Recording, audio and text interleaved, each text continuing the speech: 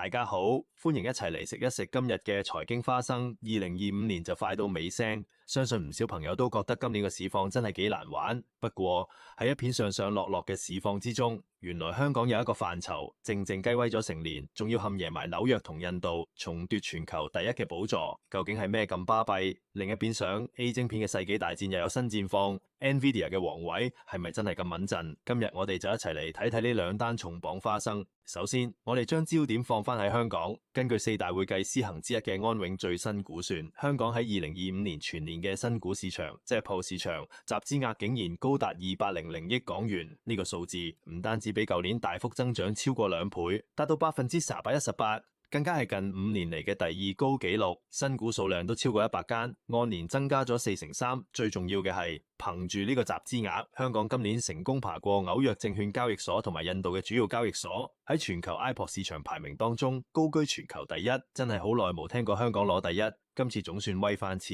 咁究竟係咩驅動住個市況咁強勁呢？答案好簡單，就係大型 iPod 成為咗今年市場增長嘅主要火車頭。全年集資額最高嘅10大 iPod，夾埋就已經籌集咗大約1547億港元，佔咗全年總額超過一半。當中更加有8間公司集資額係超過100億港元。呢啲巨無霸主要來自邊啲行業？就係新能源電池、先進製造同埋工業機械人呢啲食正國策同未來趨勢嘅行業。而另一個關鍵就係 A 股公司嘅支持。今年有超過20間 A 股公司透過 A 加 H 股嘅模式，即係同時喺內地同香港上市，佢哋夾埋嘅集資額超過1700億港元，佔咗全年總額足足60%。可以話內地企業依然視香港為最重要嘅國際融資平台。展望明年，安永預計股熱潮會持續，佢哋估計2026年香港 iPod 市場集資額會進一步上升到3200億港元，按年再升14%，上市宗數亦有望增加到180宗。睇嚟只要繼續發揮到背靠祖國、聯通世界嘅獨特優勢，香港嘅吸金能力依然係世界頂級。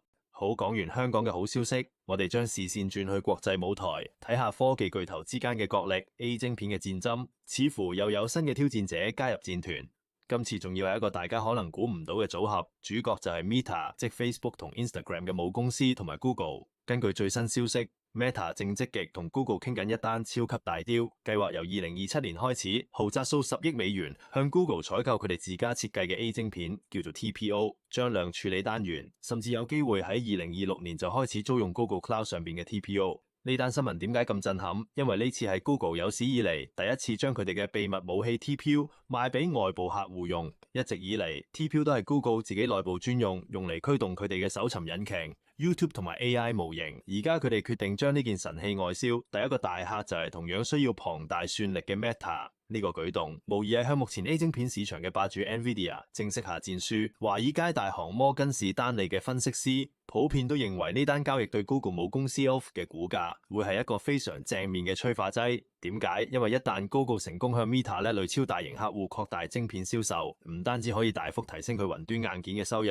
仲有望喺 NVIDIA 主導嘅 AI GPU 市場當中搶佔大約10%嘅市場份額。大家唔好睇少呢10%。NVIDIA 今時今日嘅地位可以話係壟斷性嘅，任何一個有能力分到一杯羹嘅對手出現，都會徹底改變整個半導體嘅競爭格局。呢次合作標誌住 Google Cloud 喺 A 運算基礎設施嘅市場地位將會大幅提升。所以呢件事唔單止係一單商業交易咁簡單，佢意味住喺 A 晶片嘅賽道上，終於出現咗一個有份量嘅新興勢力去挑戰 NVIDIA 嘅 GPU， 而 Google 亦有望從 Meta 呢個大規模嘅採用當中獲得商業同股價上嘅雙重利益。未來 A 世界嘅權力遊戲睇嚟會越嚟越清楚。